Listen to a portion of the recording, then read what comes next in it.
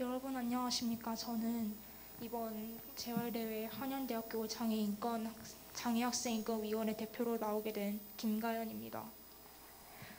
저는 오늘 청년 포럼에서 발견한 장애인, 비장애인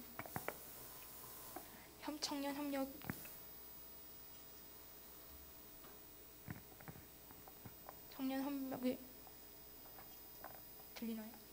네.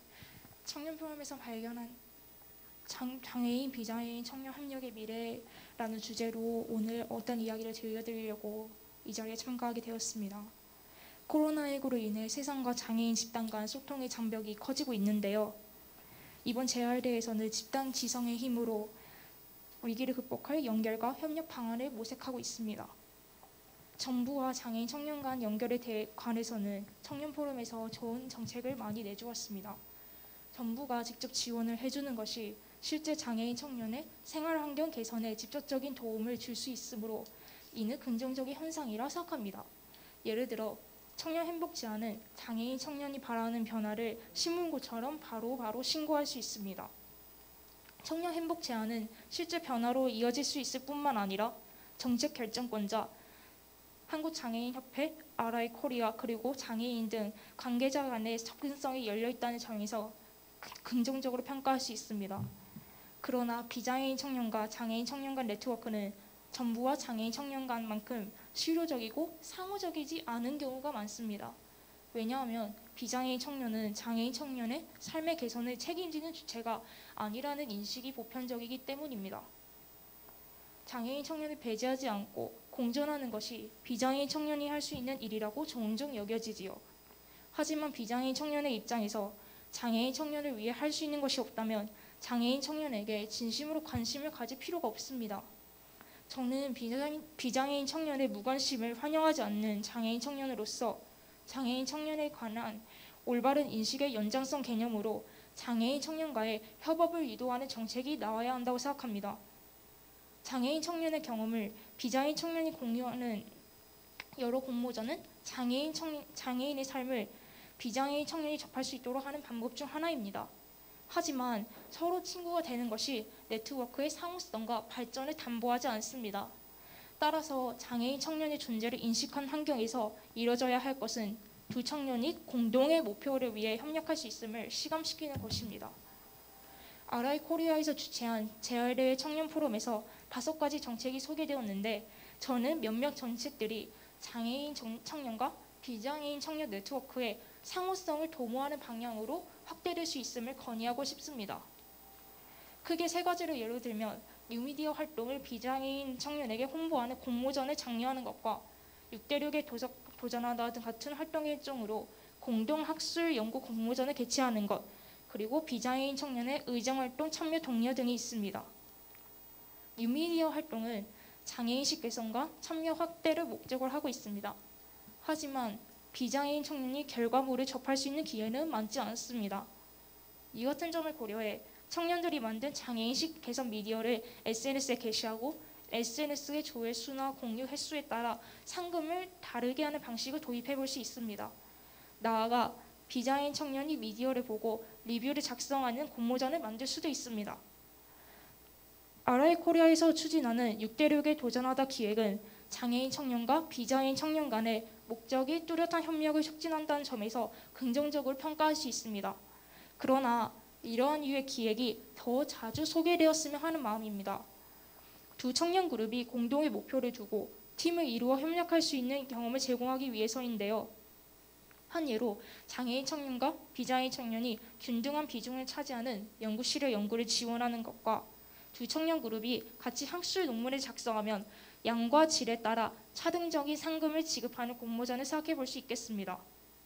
마지막으로 제안하고 싶은 것은 비장애인 청년의 의정활동 참여를 장려하는 것입니다.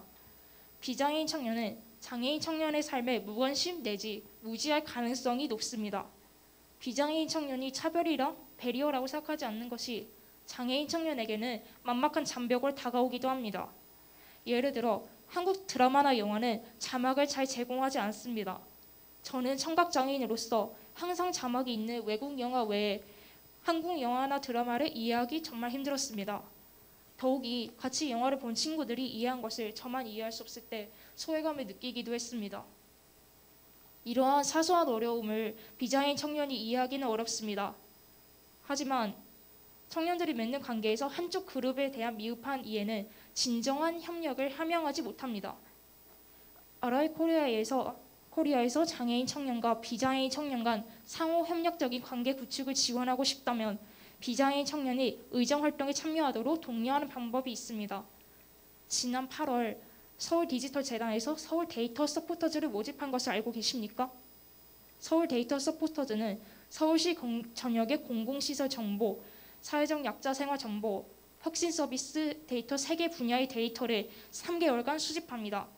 특히 사회적 약자 생활 정보는 보행 약자의 접근성과 편리성 제고를 위해 상용된 데이터로 지하철 리프트 위치 및 작동 여부, 장애인 화장실 위치 등을 포함한 데이터입니다.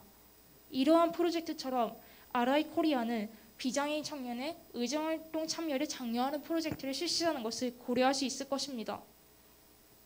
특히 사회적 약자 생활 정보는 보행 약자의 접근성과 편의성 제고를 위해 상용된 비장애인 청년이 이러한 프로젝트처럼 아라이 코리아는 비장애인 청년의 의정활동 참여를 장려하는 프로젝트를 실시하는 것을 고려할 수 있을 것이라고 방금 말씀드렸는데요.